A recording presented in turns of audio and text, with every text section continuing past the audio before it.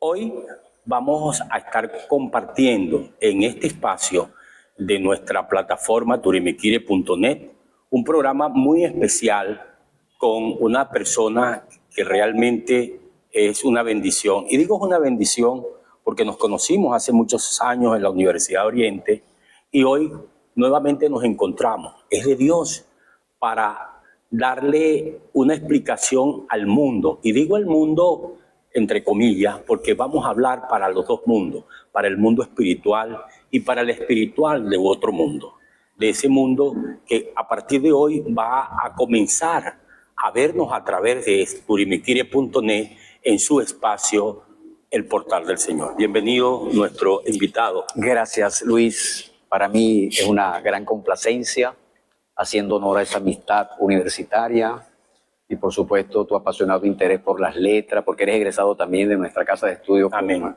licenciado en castellano y literatura y además por el periodismo. Bueno, conversar, reflexionar juntos a la luz de la escritura, bueno, ese es el propósito para la gloria de Dios. Desde hace aproximadamente unos 3 años hemos venido trabajando en la plataforma de turimiquire.net, que me siento honrado de dirigir, un tema todos los días es el portal del Señor. Por cierto, esta entrevista la vamos a poner allí, la vamos a colgar allí para que usted pueda verla en cualquier momento. Pero hemos tratado de llevar el propósito del Evangelio, que es la gran comisión, pero con muchas reflexiones y hemos hecho ciertamente algunas investigaciones para esta entrevista. En la primera de ellas, ¿es verdad que Jesús salva? ¿Y por qué nos dicen a todos que Jesús salva? ¿Y cómo salva? ¿Y cuándo salva? ¿Y cómo la gente siente que es la salvación? A un pastor, ¿cómo se le preguntaría eso? Bueno, has ido así a la pregunta, digamos, medular, que tiene que ver con digamos, la gran promesa, para decirlo en términos concretos, la gran promesa que se anuncia desde el Génesis para la humanidad, una vez que la raza humana y con ello la creación cae condenada por el pecado. Entonces, ciertamente la historia de las Escrituras es la historia de nuestra salvación. Tenemos una gran historia de nuestra redención que está registrada en las Escrituras, un gran diseño divino, evidentemente. Dios no nos creó como robots, no fuimos un algoritmo. El gran misterio de la libertad y la responsabilidad humana quedaron involucradas allí en el Edén, pero Dios, en su divinidad, en su proyecto, tenía ya preparada una solución. Y esa solución tiene que ver con nuestra salvación. O sea, y cuando usted dice eso, por ejemplo, en el Génesis, cuando Él crea el universo, ya entonces Él también existía, o sea, Él es preexistente. Claro, porque... Pero esto es bueno que lo sepa la audiencia, porque mucha gente cree que Dios es el centro del universo y Él nace con el universo. No. Él crea el tiempo. En el principio creó Dios los cielos y la tierra. Allí ya el concepto de creación, el concepto mismo del tiempo que se echa a correr, el espacio, esas dimensiones fundamentales comienzan a existir. Y por supuesto Dios es presentado en el Génesis como preexistente, eterno. En todo caso es su naturaleza eterna lo que queda reflejado para marcar una radical distinción entre el creador y su creación.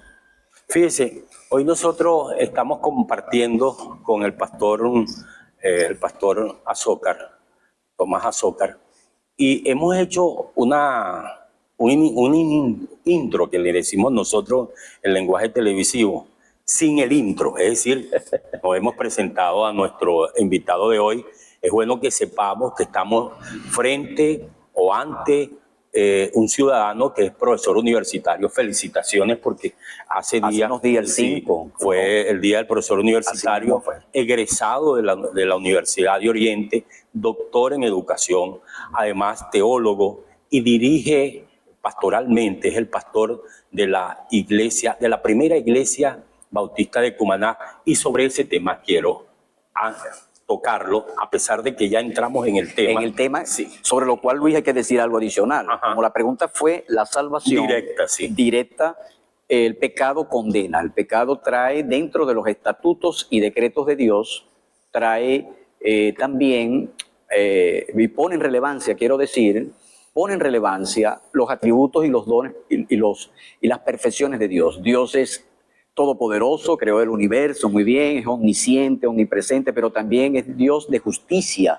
Su santidad fue realmente blasfemada, fue quebrantada por el ser humano. Recordemos que fuimos creados a imagen y semejanza de Dios. Y precisamente allí es donde viene lo interesante de la salvación. El hombre fue creado a imagen y semejanza de Dios, y ahora Cristo, el Mesías prometido, toma nuestra semejanza, al contrario, se hace como nosotros, en perfecta humanidad, pero sin pecado, vive lo que es la vida humana en su plenitud, fue obediente hasta la muerte, como dice Pablo en Filipenses, y logra, por la gracia y misericordia de Dios, proveernos de una justicia que pueda satisfacer y que realmente satisfizo las demandas santas del Dios Todopoderoso. Ahora, pastor, la salvación está ligada a eso. Está bien, pero ¿cómo se come esto? Es decir, ¿cómo el amigo que nos está viendo allá, que anoche tuvo una rumba, ¿verdad? Y además, en medio de la rumba, se murieron 3, porque se embriagaron, uno con una moto se disipó, se distrajo y hubo un accidente y se murieron. O sea, ¿cómo le hacemos entender esta narrativa teológica a quienes nos están escuchando para que ellos puedan entender que existe una vida de pecado y que Cristo existe realmente en cada uno de nosotros y que nosotros podemos buscar ese camino para tener una vida a plenitud y en corrección y darnos de verdad la salvación? O sea, ¿cómo le decimos a ellos? Porque, ¿qué sentido tiene, pastor, pregunto, más allá de las iglesias, esta narrativa si la gente del mundo, y es la orientación, entiendo, de todos ustedes para eso, ¿cómo lo hacemos? ¿De qué manera? Bueno, fíjate, allá hay algo importante. Desde los tiempos del Génesis, Dios fue dando distintas dispensaciones para mostrar su salvación, que miraban incluso hacia el futuro, hacia el venimiento del Mesías. En los tiempos de Noé hubo una gran predicación, hubo un gran llamado al arrepentimiento de aquellos que estuvieron antes de la era diluviana. Con el arca. Con el arca. Y después también hubo un mensaje de paz, un mensaje donde vamos a ver a Dios tomando siempre la iniciativa de buscar al hombre, de llamarlo al arrepentimiento, de volverlo a Él. O sea, hay señales. Hay señales que se van haciendo cada vez más visibles y que van a desembocar en la imagen perfecta del Cordero de Dios, que viene definitivamente a consumar en los siglos la salvación eterna, la justicia perfecta, remover el problema fundamental del pecado, aun cuando Dios en el tiempo antiguo pudo salvar a muchos, ¿verdad? Por su mensaje de los grandes profetas que Él levantó, hasta que Cristo hace posible esa justicia para salvarnos de Dios mismo. O sea, somos salvos, es de Dios, porque como te decía, la justicia perfecta de Dios demanda un castigo por el pecado, un precio por el pecado. Dios nos ama, cierto, Dios tiene misericordia, su gracia, pero Dios no va a poner entre paréntesis su justicia. Dios no está en conflictos en sus atributos. Dios no está hecho de parte como nosotros. Dios es una unidad perfecta, completa. Y por tanto, esa justicia perfecta, ¿sabes quién la tuvo que pagar? Jesucristo. Ahora, te somete también, ¿no? Te someten en su justicia. Claro. Te somete. A creer que esa es la forma, esa fue la dispensación perfecta. Cristo pagó el precio que yo no podía pagar. Él logró hacer lo que ninguno de nosotros pudimos. Él vivió, dice la Biblia, ¿verdad?, que nacido bajo la ley, nacido de mujer y bajo la ley, pudo inclusive, sin quebrantar la ley, poner precisamente en evidencia la imposibilidad humana de cumplir inclusive la legislación divina para hacer posible con su redención hacer justicia y salvarnos de la ira de Dios, salvarnos del castigo eterno por su obra redentora. Ahora, eso significaría hacer varios programas, pastor, y no precisamente una predicación. Y vamos a hacer un programa de muy poco tiempo y que queremos abordar algunos temas. Es decir, esto entonces nos lleva a reflexionar de acuerdo a una pauta que hemos preparado para conversar con usted en este programa de hoy, nos llama a pensar que estamos entonces, tal como dice la Escritura en Juan, exactamente en Apocalipsis, que estamos en tiempos postreros ya, definitivos.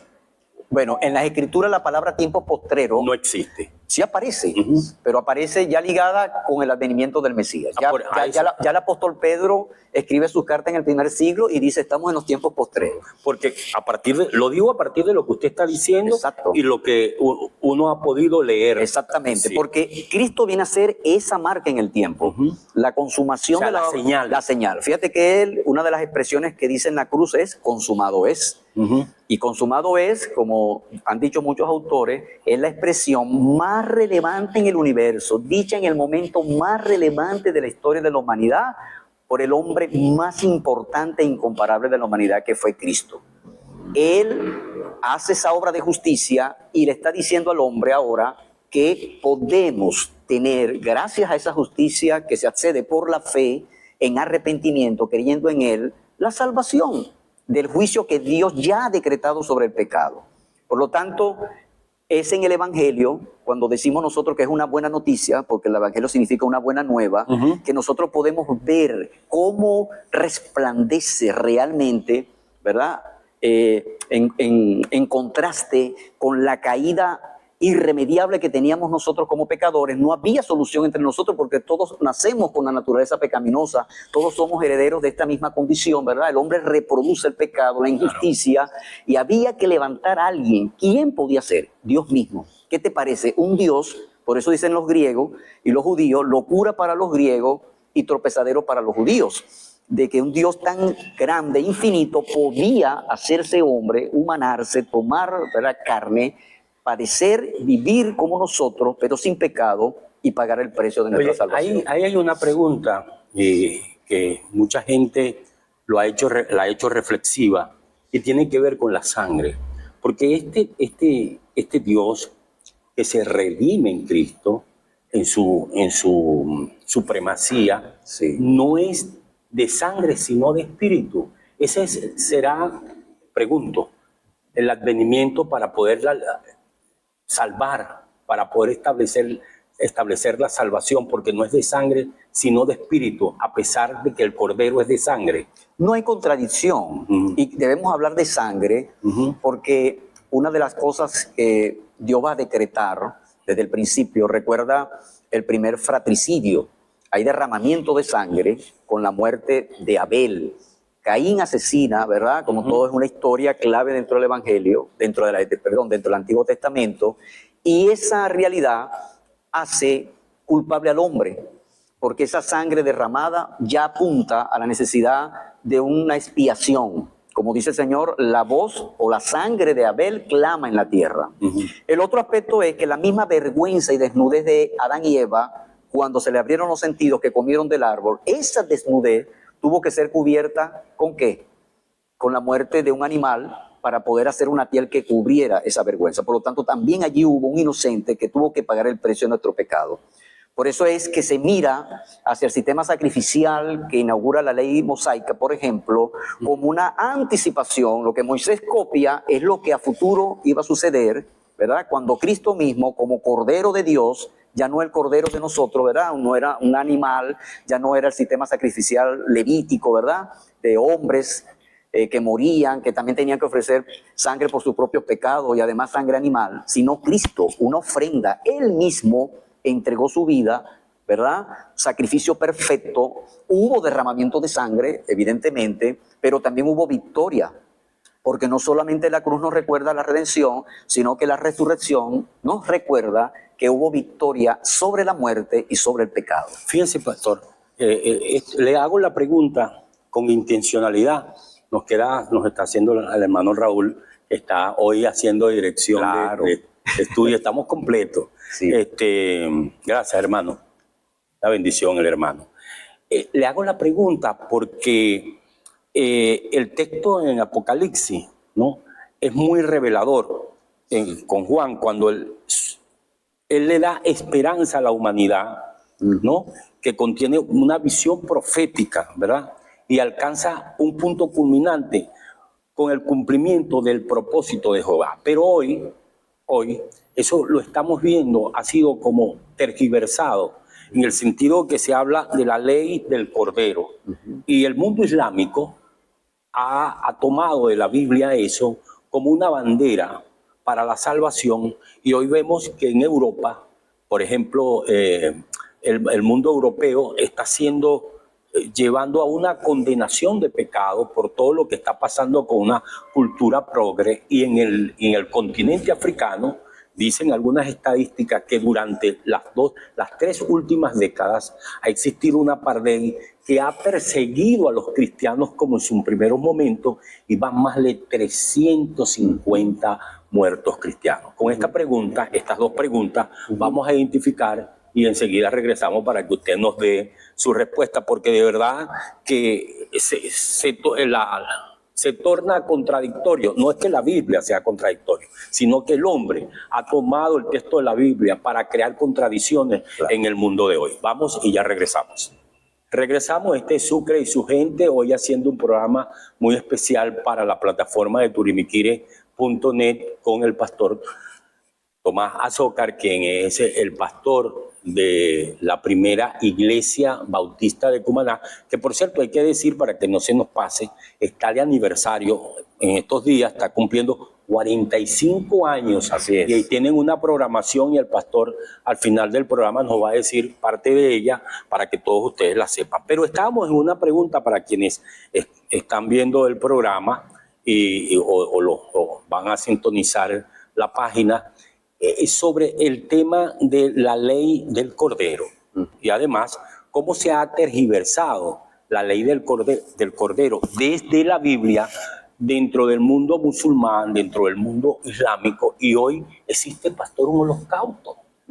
Se habla de 350 millones de desaparecidos en el continente africano, y estos días el propio presidente de la República de los Estados Unidos dice que va a intervenir porque los organismos hemisféricos no han hecho nada, la sociedad política ha volteado la cara. Es decir, ¿cómo es eso que hoy el mundo europeo, que nos trajo esta cultura de esta sapiencia de salvación, quedó en stand-by, como digamos? Sí.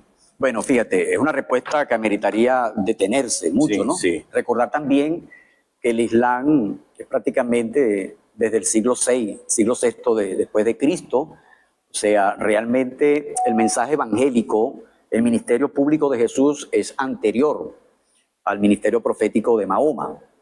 Y lo que Cristo viene a anunciar supera la estrechez religiosa, porque incluso, como usted lo sabe muy bien, en los evangelios, la mayoría de las veces que Jesús tiene problemas los tiene con la dirigencia religiosa de su época. Sí. Uno se puede leer, usted, querido amigo, puede leerse el capítulo 23 de Mateo y va a conseguir las palabras más fuertes que Dios les dirige a los fariseos, por ejemplo, llamándolos con epítetos realmente fuertes: generación de víboras, hipócritas, sepulcros blanqueados. Algunos de ellos les dijeron y le preguntaron a Jesús sobre una masacre que hizo Pilato en el templo en aquellos tiempos, donde mezcló la sangre digamos, del sistema sacrificial con la sangre de muchos mártires. Y Jesús les respondió a ellos: ¿pensáis que aquellos que fueron sacrificados en esa matanza que hubo, que cometió Pilato en aquel tiempo, eran más pecadores que ustedes? Se equivocan. De cierto os digo, si no os arrepentís, todos pereceréis igualmente. Cristo ha puesto sobre la palestra la necesidad del arrepentimiento en todas las culturas, religiones, porque Cristo no vino a enseñar una religión, Cristo no vino a instituir una religión. El mensaje de Cristo es un mensaje que nos lleva a una relación con Él. De hecho, eso es Juan 1:14, que es un texto maravilloso de las Escrituras, podemos leerlo para no parafrasearlo, dice: y aquel verbo fue hecho carne y habitó entre nosotros, y vimos su gloria como del unigénito del Padre, lleno de gracia y de verdad. Luego dice más adelante: a Dios nadie le vio jamás, el unigénito Hijo que está en el seno del Padre, Él le ha dado a conocer. Y en el verso 17 dice: pero la ley, o pues la ley, por medio de Moisés fue dada, pero la gracia y la verdad vinieron por medio de Jesucristo. Por tanto, no extraña que el Islam y que incluso la misma iglesia cristiana, entre comillas, en determinados periodos de la historia haya plegado las escrituras a intereses, a doctrinas de hombre, a tradiciones, como Cristo también las condenó en aquel tiempo. Cristo les dijo a los de su época: invalidáis el mandamiento por cumplir vuestra tradición. Con otras palabras dijo: este pueblo de labios me honra, pero su corazón está lejos de mí. La ley demandaba misericordia, fe, justicia. Cristo decía: amad a vuestros enemigos. Amad a vuestros enemigos. Es una expresión que rompería a cualquiera cuando los judíos pensaban que había que vengarse. Ellos esperaban un rey en un caballo blanco, un gran conquistador que los iba a liberar del Imperio Romano, pero vino montado en un pollino, en un burrito, haciendo su entrada en Jerusalén, porque vuelvo y repito... Dirían los científicos, rompió los paradigmas. Rompió los paradigmas. Vuelvo y repito, porque ellos esperaban una justicia terrenal, una reconciliación de los hombres en términos de un pacto, digamos, de un rey, pero no, Cristo vino a remover el problema de fondo. Hoy, por ejemplo, que hablamos de emancipación, que hablamos de libertad, de tantas cosas, el problema radical del hombre es cómo emanciparse del pecado. Claro. Esa es la raíz de todas las cosas. Y sobre eso, pastor, discúlpeme, quería que no nos lleve el tiempo, porque el tiempo es rápido, ¿no? No nos lleve el tiempo y ciertamente ya ha tocado el tema medular. Quizás de esta primera experiencia, que esperemos se repita dentro de la Grey, con los líderes de la iglesia, de la Grey, con los jóvenes. Estamos dispuestos a poner nuestra plataforma al servicio de esa misión. Y es la siguiente: precisamente hoy existe, cuando le hago la pregunta de lo que ha pasado con el continente africano, es que no solamente es el continente africano. Es decir, estamos viendo que hay una jurisprudencia en el mundo que tiende al pecado. Es decir, la libertad de género, el tema del aborto, el tema del poshumanismo, un nuevo concepto de hombre que pareciera... que tiene que ver con el ambiente. Exacto. Todo esto. Y además pareciera que se aparearan algunos poderes. Se habla de un mundo Illuminati que está incluso capsulado para establecer un ambiente para ir en contra de todas aquellas personas que ya asciendan a la tercera edad. Incluso se ha hablado que la misma pandemia que acabamos de ver en el 2019 forma parte de todo un plan que se edificó para eso. Es decir, estamos en presencia de un pecado real. Mira, realmente es escalofriante y es estremecedor lo que Jesús anuncia cuando hablaba de las señales de fin de siglo, de fin del tiempo. Por eso le hablaba de los tiempos porque lo que vamos a ver, y es lo que vemos con preocupación, es una intensificación de lo que algunos sociólogos han llamado la sociedad del riesgo. La sociedad del riesgo nos hace recordar la vida puesta en jaque, la preservación del planeta, las grandes preocupaciones humanas cuando decimos de la ecología, que no es el problema de qué clase de planeta heredarán nuestros hijos, sino que ahora que estamos invirtiendo la pregunta, ¿qué clase de hijos heredarán nuestro planeta? ¿Verdad? ¿Qué clase de hijos le estamos dejando? Estamos hablando de un gran quiebre, digamos, de los grandes metarrelatos que alguna vez le insuflaron a la gente esperanza. ¿Tú te acuerdas que la Revolución Francesa... Incluso, discúlpeme, su palabra vaya adelante, como dice el dicho. Hay una gran visión de la estupidez frente a lo que pasa. Hay una concepción de la estupidez. Sí, banalización. Banalización. Sí, como lo decían los grandes escritores. Entonces, eso nos lleva a pensar de que las grandes consignas de la Revolución Francesa, libertad, igualdad, fraternidad, terminaron como en la modernidad, como promesas incumplidas, todavía hoy latentes. Así es. Allá en la Revolución Francesa creo que fue Madame Roland que dijo: oh libertad, cuántos crímenes se cometen en tu nombre. Y en nombre de Dios se pueden perpetrar crímenes horribles, en nombre de cualquier religión, hermano. Bueno, pregunto. Y ha ocurrido, y sigue ocurriendo. Algunos más visibles que otros, porque hay unos que todavía no tienen la visibilidad, porque se hacen en la cotidianidad, están ocultos en la normalidad de las cosas, en una aparente barniz de hipocresía, ¿verdad? Que hacen ver relevante todos los juicios que Dios ha hablado al respecto. Ahora, no se está utilizando, pastor, la religiosidad, que no es el evangelio, ni la apologética, ni la defensa de eso, para incluso permear todas estas culturas, pregunto. Sí se puede, y ha sido usada. De hecho, ha sido usada. como elemento, inclusive como aparato ideológico, como una forma de plegarlo, como decía, a ciertos intereses humanos, como ha ocurrido en el pasado. Por eso es que hay que volver a las Escrituras. Nosotros tenemos que cada vez predicar un evangelio donde la gente pueda acercarse a las Escrituras, que nosotros mismos no seamos a veces obstáculos para que personas puedan leer la Escritura e entender que el mensaje del evangelio es un mensaje de salvación, es un mensaje que trae libertad, porque Cristo sí dijo, conoceréis la verdad y la verdad os hará libres. Ahora, fíjese, frente a esa encrucijada, pudiéramos quedarnos con unos titulares y se los pongo a disposición para que nuestra audiencia así pueda decir, existe el avance de un espíritu de anarquía en el mundo versus un espíritu santo de equidad. Sí, Pablo hablaba del espíritu del anticristo, pero ya lo veía en acción en el primer siglo. Él decía, ya está en acción el gran misterio de la iniquidad. Hay factores, hay medios, hay corrientes de pensamiento, hay sistemas de creencias. Va a haber, ¿ve?, que se oponen realmente a los designios o a la maravillosa, digamos, dispensación que Dios ha hecho a través de los siglos, consumada perfectamente en Cristo. Son fuerzas espirituales. Tú decías al comienzo de tu presentación el mundo espiritual. La armadura a la cual se refiere Pablo decía que nuestra lucha, a final de cuentas, no es contra carne ni sangre, sino contra huestes espirituales de maldad. Es decir, algo que inclina al ser humano, ¿verdad?, a rebelarse realmente contra Dios.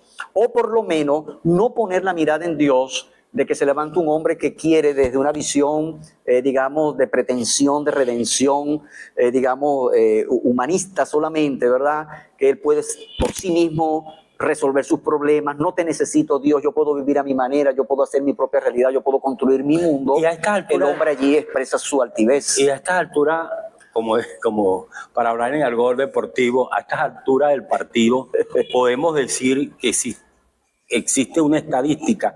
¿Quién gana en la cancha en esta contienda?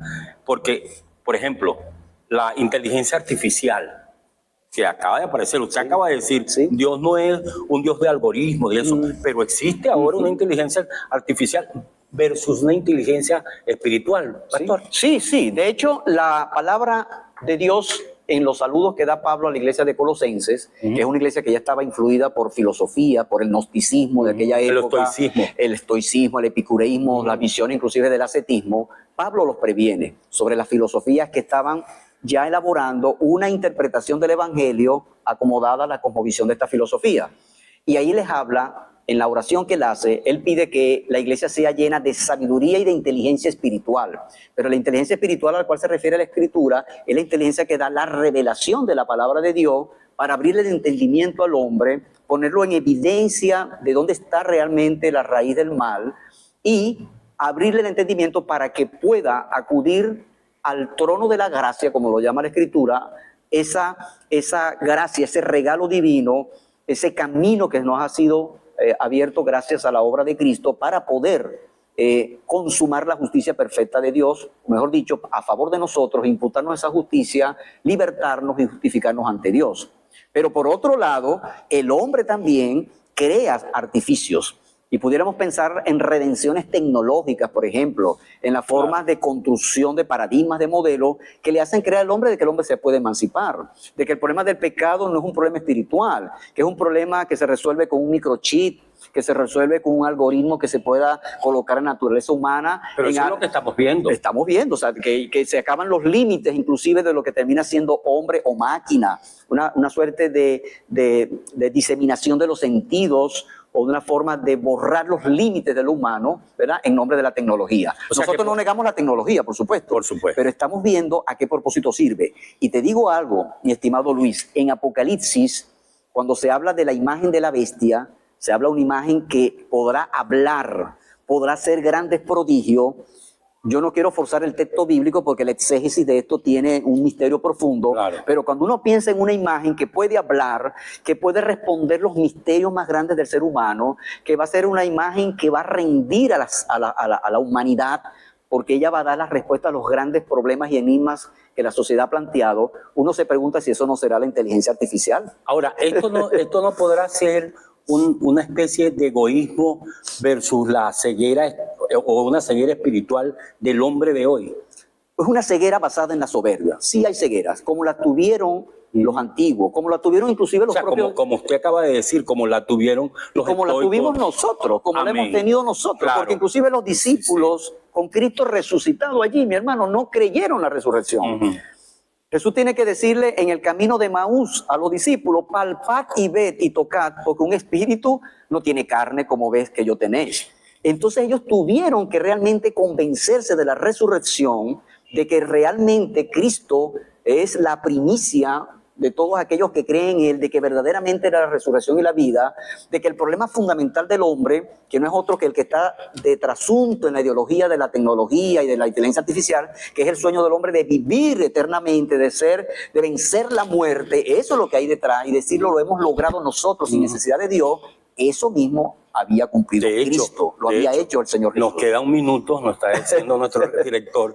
De hecho, se han creado incluso aplicaciones para que con su cara usted pueda ver de dónde proviene usted. Sí, o sea, una cosa sí, claro. increíble. Claro, pero el peligro más grande es que un día no vamos a saber qué será inteligencia artificial y qué no será. Veremos Sí. un mimetismo, ¿verdad? Como la época del hielo. Sí, un mimetismo que no sabremos qué es y qué no es Sí. para los fines que Ahora, pueda ser pastor, usada. bueno, ya nos hicieron señas.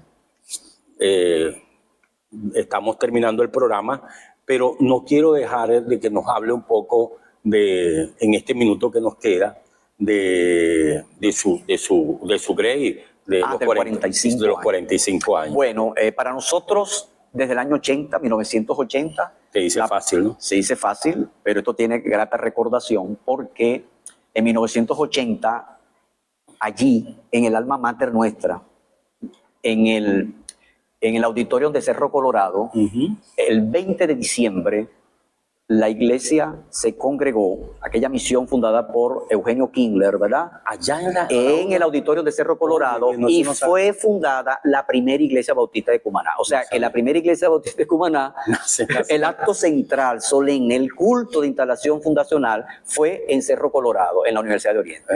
Eso les dice a ustedes porque las generaciones que vendrían, que fueron parte de la membresía de nuestra iglesia, fueron muchos universitarios. Yo llegué aquí en el año 84, estaba en la universidad y me sumé a eso. 45 años de labor misionera. Esta ha sido una iglesia misionera, varios pastorados, varios ministerios.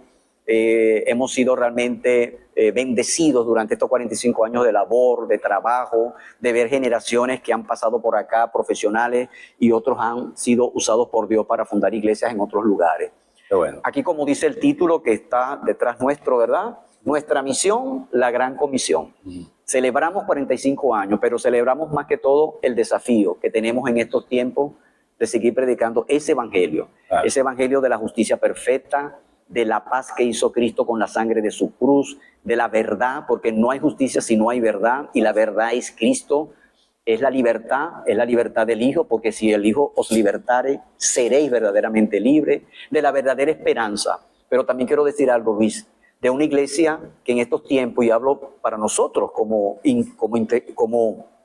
interpelación nuestra, de una iglesia que estamos desafiados a ir por la gente. Cristo, como lo leímos en Juan 1:14, hizo tabernáculo con nosotros. El evangelio que predicó Cristo fue cercano a la gente, a sus mesas, a compartir el mensaje de la palabra, a convivir con ellos, a darle testimonio del evangelio. Nuestra gente necesita este mensaje. La Venezuela de hoy, en medio de los asedios y vicisitudes que estamos enfrentando, la iglesia no se detiene para predicar el mensaje de paz y salvación que necesita nuestra humanidad. Bueno, muchísimas gracias. Creo que cumplimos con ustedes. Y bueno, y también vamos a terminar con una promesa porque quedaron muchos temas pendientes. Y queremos hacerlo extensivo porque de verdad llama la atención este tipo de trabajo, que es el verdadero trabajo para crear una generación que entienda la misión real del verdadero cristiano. ¿Qué es un cristiano? Es honor a la verdad, hacer justicia para continuar. Vamos a darle las gracias al pastor y a toda la Grey, de verdad, Dios muchas te bendiga. gracias. Gracias a ustedes y a ustedes, que Dios los bendiga. Será hasta una próxima oportunidad.